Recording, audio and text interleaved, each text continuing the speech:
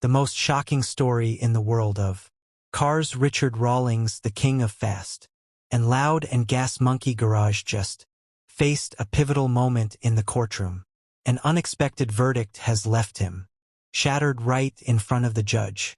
What happened? What secret lies behind this case? And will the gas monkey empire stand strong after this bombshell? Join us as we uncover the truth and make sure you don't miss a single detail. Hit like, subscribe, and ring the bell so you don't miss the next video. Let's dive in. A moment in court that stunned America. An eerie silence filled courtroom 4A of the Northern District of Texas Federal Courthouse. Tension mounted for hours as Judge Alanir Simmons flipped through her notes preparing to deliver the verdict. Richard Rawlings sat motionless, no longer bearing his usual confident smile. His signature slicked back hair was now disheveled, and his black shirt wrinkled after weeks of courtroom appearances. When the judge finally spoke, her voice shattered the silence, bringing a chilling clarity. Richard Rawlings was found guilty on all charges by the jury,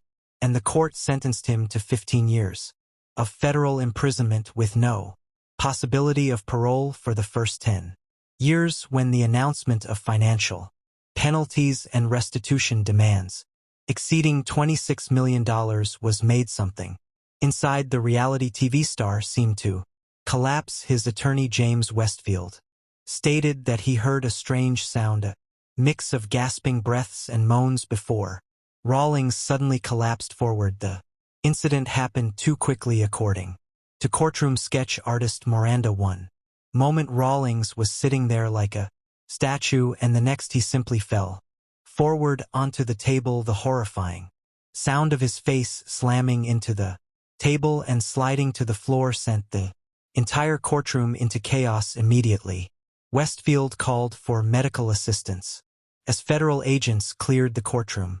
Journalists present described the scene, with Rawlings' ex-wife covering her mouth in shock. Dennis Collins, Rawlings' longtime friend, attempted to approach the insurer's verification process, revealed discrepancies in the car's history. The VIN didn't match the supposed factory records, and the racing pedigree Rawlings had claimed turned out to be completely fabricated. This triggered a formal complaint which alerted both international and U.S.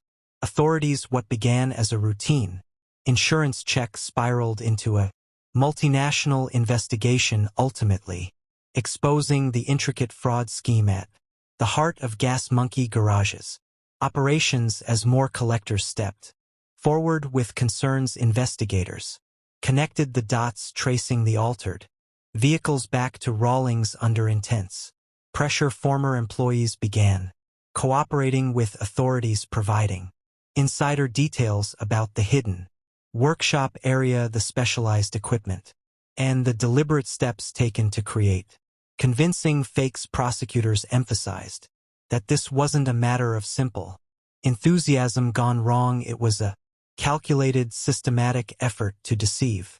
The fallout was swift. Gas Monkey Garage, once a revered name in the custom car world, saw its reputation crumble almost overnight. Sponsorships evaporated. The show Fast and Loud was pulled from syndication, and merchandise sales plummeted. Longtime collaborators, including sponsors and business partners, issued public statements distancing themselves from Rawlings, many expressing shock and disappointment. Rawlings himself remained mostly silent in the weeks leading up to the trial, occasionally releasing short, defiant social media posts claiming innocence and promising to clear his name. But behind-the-scenes, sources close to him revealed a man increasingly isolated, frustrated, and consumed by the realization that his empire, built over decades, was now slipping through his fingers. Inside the courtroom, the most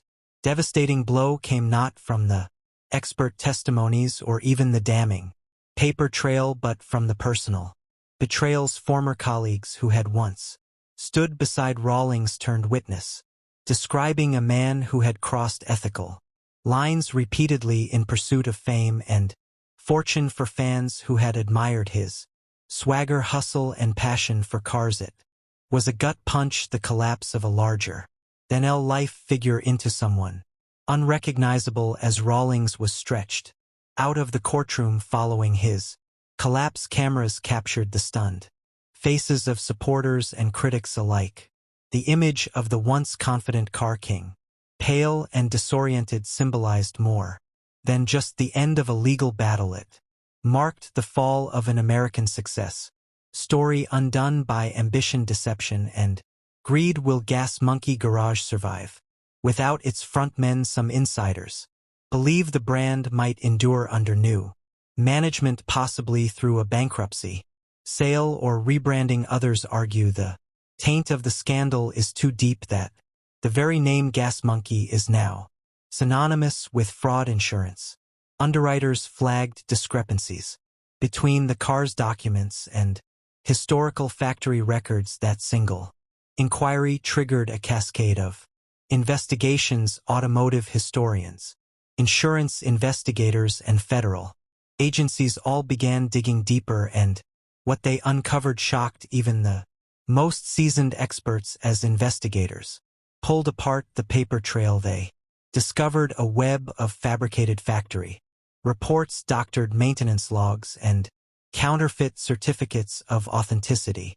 Every layer peeled back exposed more falsifications, and it soon became clear that this wasn't the work of a careless collector. It was a calculated, large-scale fraud operation masterminded by Rawlings himself. Prosecutors revealed that Rawlings had set up an inner circle of trusted mechanics, document forgers, and overseas partners who helped move the falsely upgraded vehicles through international markets. Some of these associates cooperated with authorities in exchange for leniency, testifying against Rawlings and detailing the inner workings of the scam. One former associate described late-night sessions at Gas Monkey Garage where VIN plates were carefully removed and replaced, while another revealed how they sourced blank historical documents from dark web vendors. This wasn't amateur work, it was professional-grade deception meant to fool even elite buyers and collectors. Public reaction was explosive. Fans of Fast and Loud flooded social media with shock, disbelief, and anger. How could the charismatic, larger-than-life figure they had admired for years be the architect of such a scheme? Automotive forums buzzed with debates, some defending Rawlings as a victim of overzealous prosecutors, others pointing to years of too good to be true car finds on the show as evidence of the inevitable downfall. Sponsors, partners, and networks distanced themselves swiftly. Reruns of Fast and Loud were pulled from several streaming platforms within 48 hours of the verdict. Meanwhile, Richard Rawlings remained in federal custody, reportedly under close medical supervision following his courtroom collapse. Legal experts noted that even if Rawlings filed appeals, the volume and clarity of the evidence made it unlikely he would overturn the conviction. Federal sentencing guidelines meant he would serve at least a decade before any possibility of parole, and the multi-million-dollar restitution order threatened to erase the fortune he had built over decades for the broader car restoration community. The scandal left a deep scar. Collectors scrambled to reassess vehicles purchased from Gas Monkey Garage, fearing they might have overpaid for cars with fraudulent histories. Several high-profile buyers, including celebrities and museum curators, announced plans to seek civil damages, hinting that Rawlings' legal troubles were far from over. Industry insiders warned that the fallout could reshape how classic cars are authenticated, with calls for stricter oversight and third-party verification systems gaining traction. But perhaps the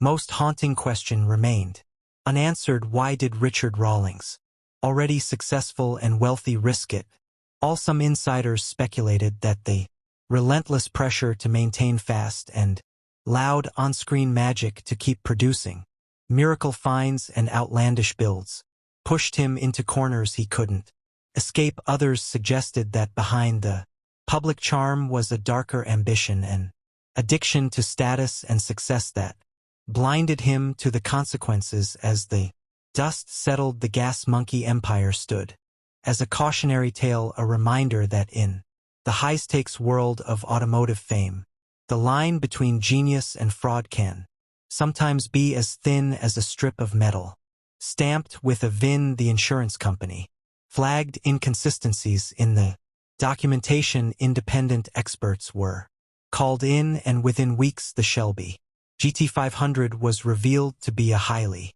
modified replica, its VIN traced back to an ordinary fastback Mustang purchased at auction for under $50,000. This discovery set off an international chain reaction. Collectors, auction houses, and automotive historians across the globe began reevaluating cars they had purchased from Gas Monkey Garage or through Richard Rawlings's connections. What had once been prized centerpieces of collections were now tainted assets. Their provenance irreparably damaged. Lawsuits began piling up even before the trial ended, with estimates suggesting civil claims could exceed $50 million.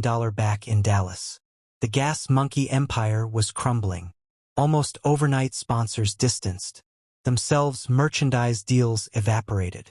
The Fast and Loud production team issued a court statement that the show was indefinitely canceled, and even the iconic Gas Monkey Bar and Grill reported a sharp drop in patronage as outraged fans swarmed social media with calls for boycotts. Longtime friend and business partner Dennis Collins, who had often been by Rawlings's side during the show's filming, released a solemn video expressing his heartbreak over the verdict. "I loved Richard like a brother," Collins said, his voice trembling, "but I had no idea this was happening. I feel betrayed like all of you do." In the weeks following the trial, more disturbing details emerged.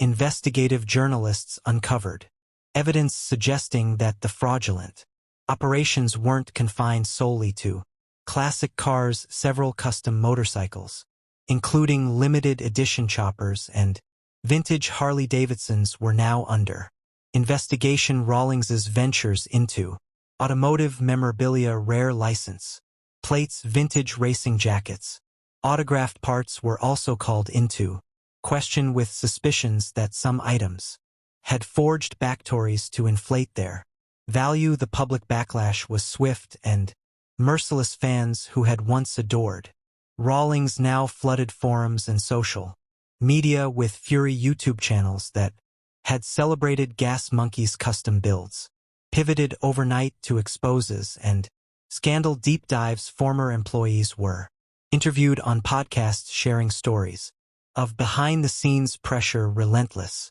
deadlines, and the increasingly secretive behavior of Rawlings in recent years.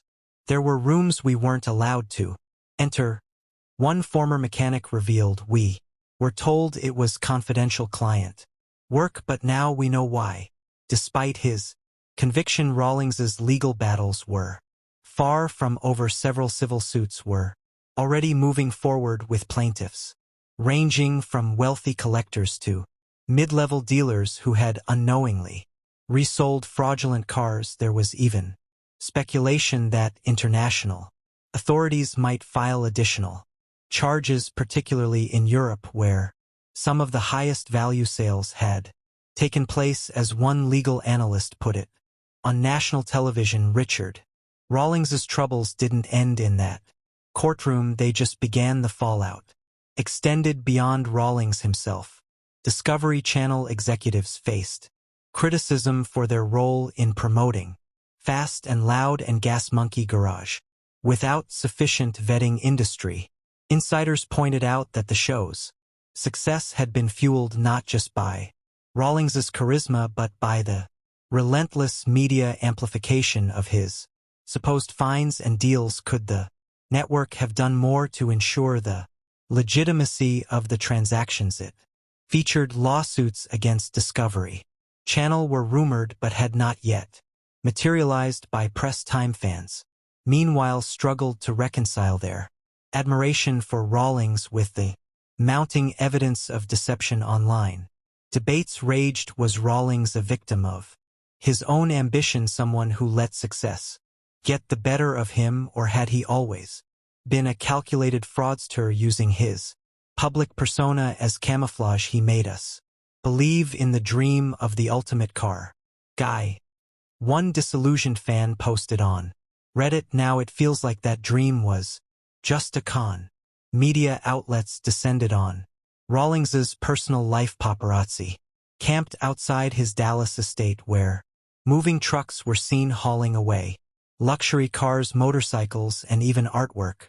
Sources close to the family reported that Rawlings's marriage was under severe strain, with rumors of divorce proceedings already in motion. His ex-wife, who had been seen weeping in the courtroom during the verdict, was said to be devastated but determined to protect their children from further media scrutiny inside the prison system. Rawlings's celebrity status posed unique challenges. According to insiders, federal prison authorities were taking precautions to ensure his safety, aware that a high-profile inmate like Rawlings might attract both attention and resentment from fellow inmates. Prison consultants speculated on whether Rawlings would receive any special treatment, but officials maintained that he would serve his sentence like any other prisoner. Fame doesn't buy you a softer bed. One official was quoted as saying, as weeks turned into months, the ripple effects spread further. Auto shows and classic car events that had once courted Rawlings's participation quietly scrubbed his name from promotional materials. Car clubs that had proudly showcased gas monkey builds debated whether to remove them from future exhibitions. Museums and private collections faced a painful reckoning. What to do with vehicles now known to be part of a massive fraud? The financial damage was staggering, according to early estimates from legal experts. Rawlings's assets, even after liquidating properties, businesses, and vehicles, would fall far short of covering the combined restitution orders and civil judgments likely to follow. Bankruptcy loomed. There's no escaping the financial black hole, said one financial analyst on CNBC. Richard Rawlings went from millionaire to insolvent practically overnight, yet amid the chaos a curious narrative began to form. Some diehard supporters clung to the belief that Rawlings was being scapegoated, that others in the automotive world had engaged in similar practices but were escaping scrutiny online. Petitions calling for a reduced sentence or retrial appeared, though they gained little traction outside Rawlings's most fervent fan circles. Others more cynically speculated that Rawlings might attempt a redemption arc. Mark my words, one entertainment columnist wrote, if he writes a tell-all book from prison or scores a documentary deal, there's an audience for it. America loves a comeback story even when it shouldn't. Meanwhile, automotive experts reflected on the broader lessons of the scandal. Marcus Reed, the fraud investigator who had provided expert testimony at the trial, warned collectors to be more vigilant. This case isn't just about one man's fall. Reed explained, it's a wake-up call for the entire industry. Provenance matters, verification matters. If something seems too good to be true, a miracle find, a once-in-a-lifetime deal. It probably is. In Dallas, the once thriving Gas Monkey complex stood eerily quiet. The shop doors were shuttered, the iconic Neon Monkey logo dark. Former employees gathered at nearby diners and bars, trading stories and wondering what might come next. Some hoped to move on to other restoration shops, others considered leaving the industry entirely, disillusioned by the scandal shadow. As for Richard Rawlings, he was moved to a federal correctional facility specializing in white-collar crime. Offenders' reports from inside were sparse, but a leaked letter to a former associate suggested Rawlings was Struggling to adjust, I still can't believe it's come to this. The letter reportedly read, "One day you're on top of the world, the next you're counting the days in a cell." Yet even from prison, Rawlings's influence lingered. Inmates reportedly recognized him, some asking for car advice, others jeering at the once flamboyant TV star now brought low. Correctional staff noted that Rawlings kept mostly to himself, declining early offers to participate in prison work programs or social groups. "He looks like a man stunned," one guard commented, "like he hasn't quite accepted what's happened." In a rare public statement through his attorney, Rawlings expressed deep regret over the impact of the scandal, but stopped short of admitting intentional wrongdoing. "I never set out to hurt anyone," the statement read. "I loved these cars, this business, this community. I lost my way, and now I'm paying the price for."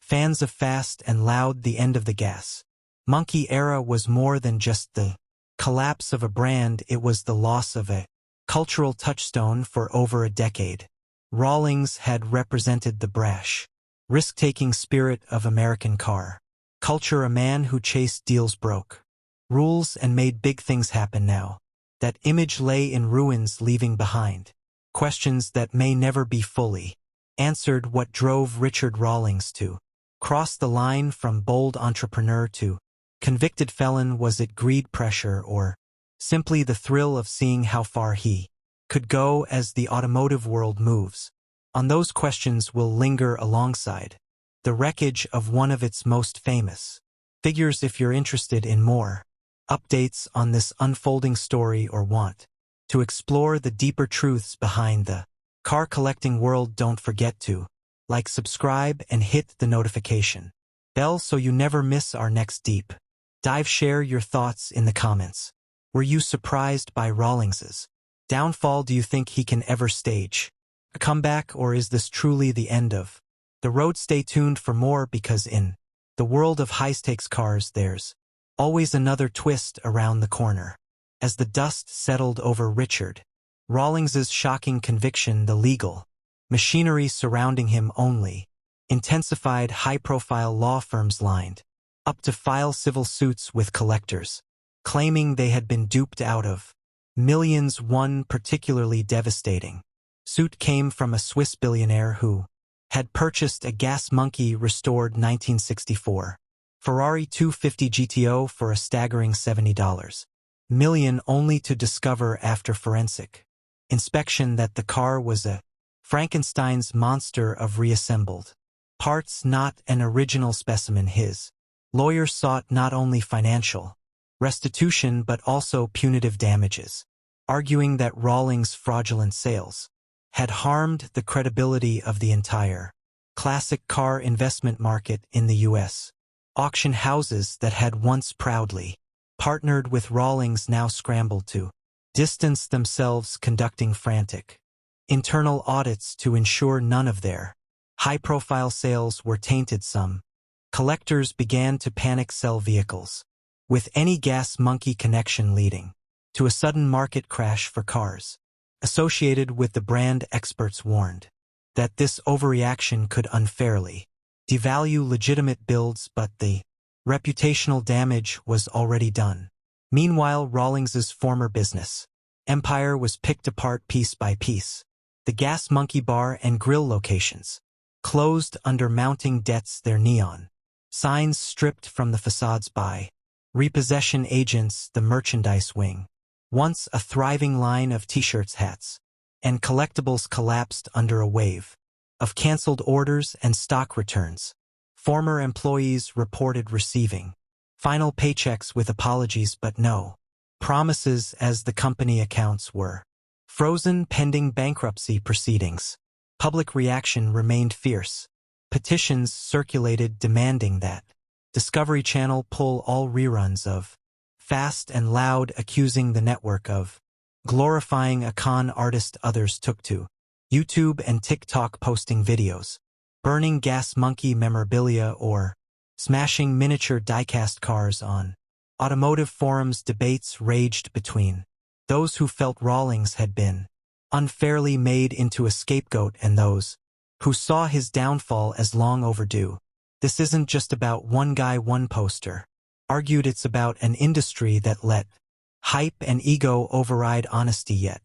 Despite the tsunami of public anger, a curious undercurrent of fascination remained. Several media companies reportedly approached Rawlings's legal team about exclusive rights to his story, envisioning a docuseries or even a feature film chronicling his meteoric rise and catastrophic fall. As one Entertainment Insider put it, people can't look away from a train wreck.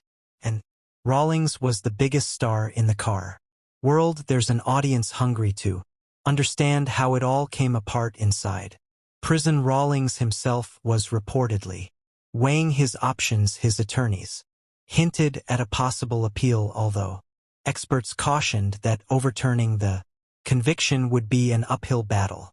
Others speculated that Rawlings might pivot to writing, perhaps penning a memoir that pulled back the curtain on his version of events. Whether such a project would be an act of redemption or self-justification remained to be seen. For now, though, the once unbreakable king of Gas Monkey sat behind bars, his empire in ruins, his reputation in tatters, and his future hanging in the balance. A cautionary tale of ambition, deception, and the steep price of losing control.